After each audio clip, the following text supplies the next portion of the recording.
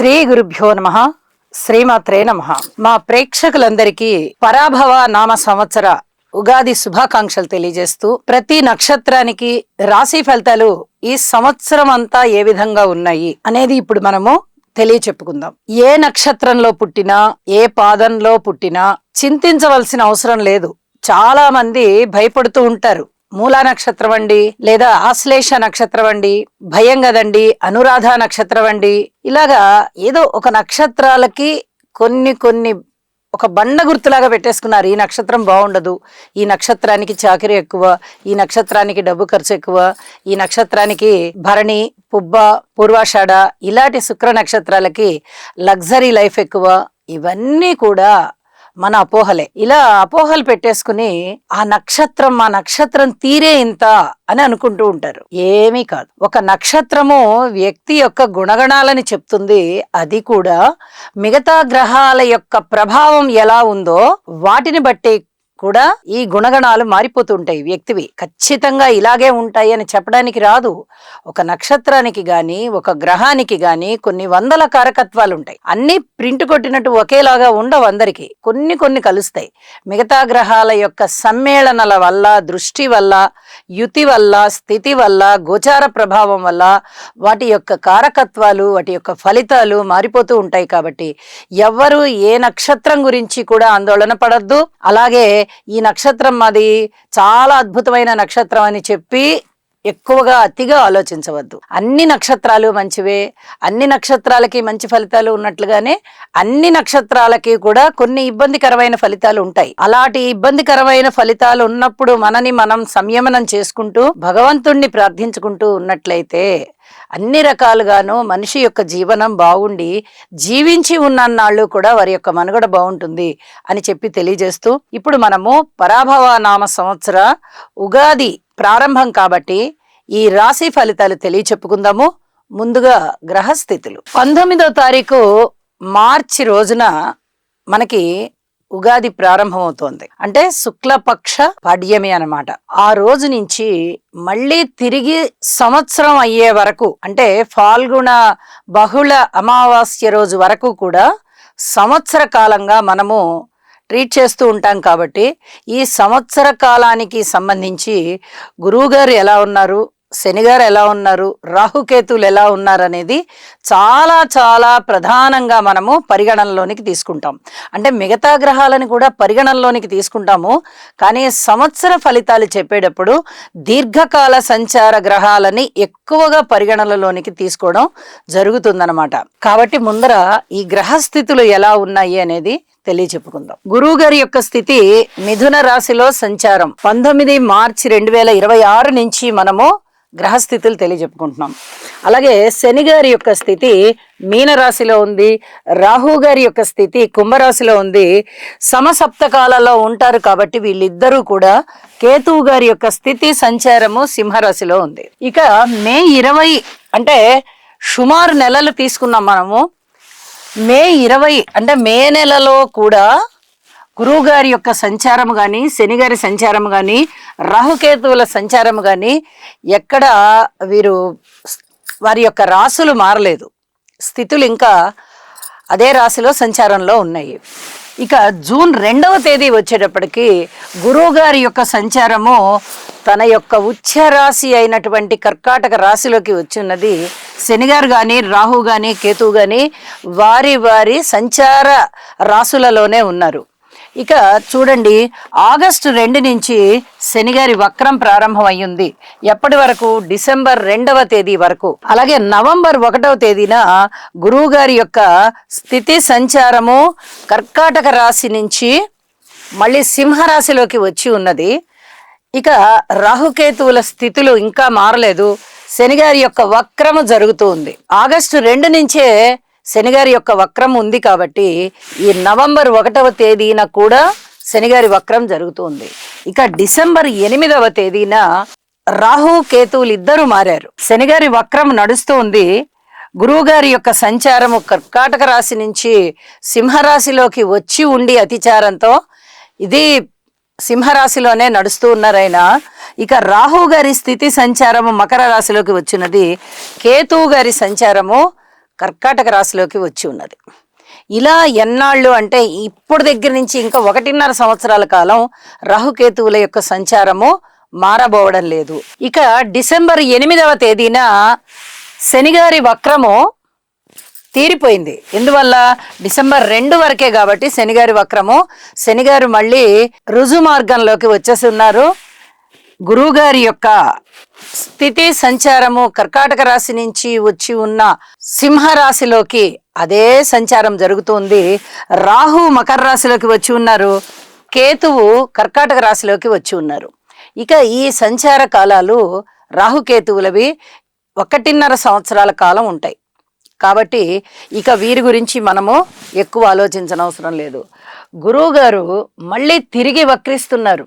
December 23న వక్రించిన వారు జనవరి 26 వరకు కర్కాటక రాశిలోకి వెళ్ళిపోతున్నారు. అక్కడి వరకు వక్రించి ఉండి మళ్ళీ తిరిగి కర్కాటక రాశిలోకి వెళ్ళిపోయి ఇక ఏప్రిల్ 7వ తేదీన తిరిగి ప్లవంగ నామ సంవత్సరం వచ్చేంత వరకు కూడా గురువుగారి యొక్క సంచారము కర్కాటక రాశిలోనే ఉన్నది. గ్రహస్థితులు ఈ విధంగా ఉండగా ఒక విశేషం ఏమిటి అంటే గురువుగారి యొక్క స్థితి సంచారము 3 సార్లు మారుతోంది.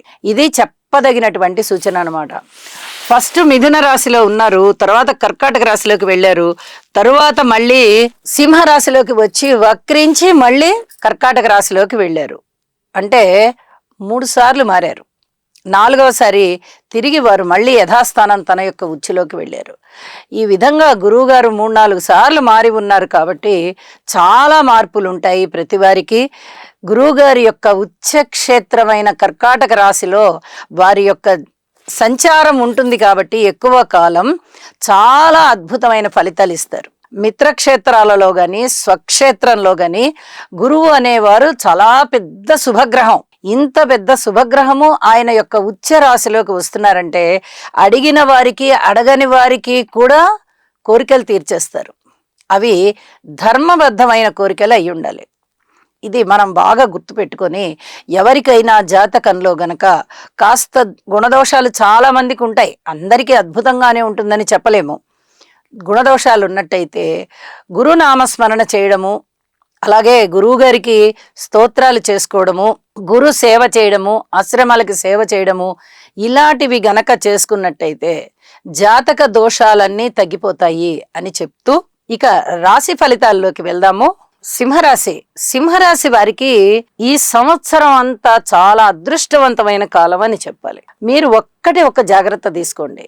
రాహుకేతువులకి సంబంధించి ప్రతి 2 నెలలకి లేదా ప్రతి 3 నెలలకి రాహుకేతు పూజ చేయించుకోవడం, ప్రతిరోజు నవగ్రహ స్తోత్రాలు చదువుకోవడం, ఇది తప్పనిసరిగా చేయండి.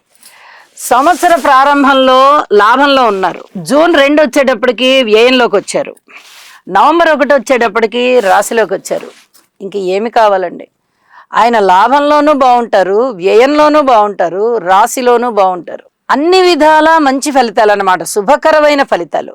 ఇక్కడ శనిగారి యొక్క బలము బాలేదు, అష్టమ శని సంచార దోషం అనుకున్నా గురుబలం బాగుంది.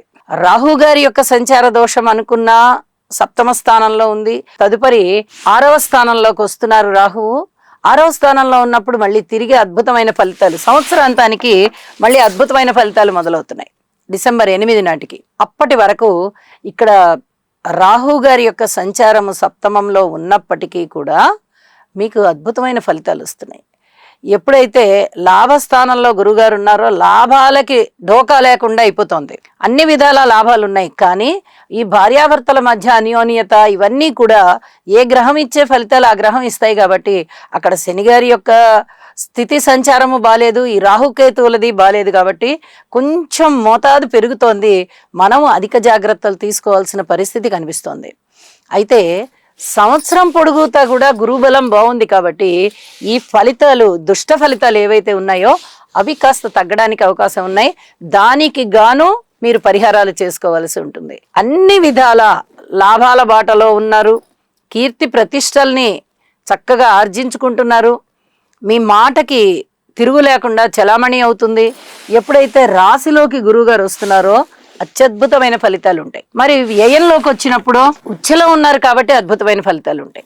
ధనం ఎక్కువగా ఖర్చు పెట్టడం, ఈ సంవత్సర ప్రారంభం వరకు మీరు ఏదైతే ఈ లాభస్థానంలో ఉన్నటువంటి గురువుగారు మీకు లాభాలని బాగా ఇస్తూ వచ్చారో, వ్యయంలోకి వచ్చేటప్పటికి చాలా వరకు ఖర్చు పెట్టిస్తూ ఉంటారు. శుభకార్యాల మీద విరివిగా ధనం ఖర్చు పెడతారు. మళ్ళీ తిరిగి రాశిలోకి వచ్చినప్పుడు చాలా చాలా అద్భుతమైన ఫలితాలు అన్నమాట.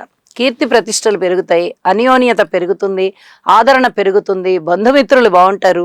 అష్టమ స్థానంలో శనిగారి సంచార దోషం ఉన్నప్పటికీ కూడా గురుబలం చాలా బాగున్న కారణం చేత అన్ని రకాల పనులు అవుతాయి. విద్య బాగుంటుంది, సంతానం బాగుంటారు, భార్యాభర్తల అన్యోన్యత బాగుంటుంది, వివాహ జీవితం కూడా చాలా చక్కగా ప్రశాంతంగా జరుగుతూ ఉంటుంది, వివాహం కాని వారికి వివాహం జరుగుతుంది. అలాగా మీకు మళ్ళీ అన్ని విధాల సంతృప్తికరమైన జీవితం వస్తుంది. ఇది చాలా చాలా చెప్పదగినటువంటి సూచన. 3 రాసుల్లోనూ సంచారము కూడా ఈ సింహరాశి వారికి చాలా అదృష్టాన్ని కలిగిస్తోంది కాబట్టి వీరికి ఆదాయం చాలా బాగా పెరుగుతోంది. ఖర్చు ఒక పక్కన ఉన్నా మీరు రాహుకేతు స్తోత్ర పారాయణాలు మటుకు మానకండి.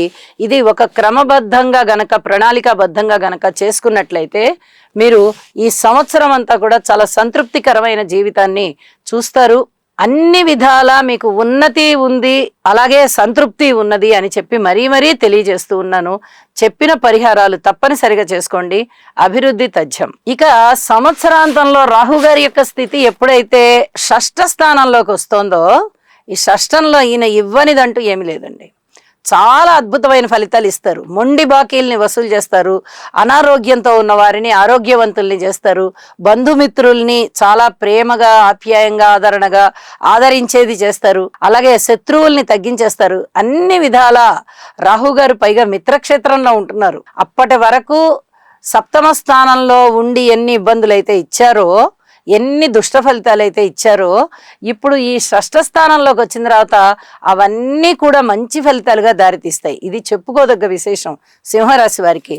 మరి కేతువు యొక్క పరిస్థితి అండి, కేతువు యొక్క పరిస్థితి రాశిలో ఉండి కేతువు ఎంత ఇబ్బంది పెట్టారో ఇప్పుడు వ్యయ స్థానంలోకి వెళ్ళి అక్కడంతా ప్రక్షాళన చేసుకుంటారనమాట. దాన ధర్మాలు ఎక్కువగా చేసి పుణ్యాన్ని సంపాదించుకుంటూ ఉంటారు. కాబట్టి సింహరాశి వారికి తిరుగులేని విధంగా ఈ సంవత్సరం ఉన్నది అని చెప్పి తెలియజేస్తూ ఉన్నాను. శుభం.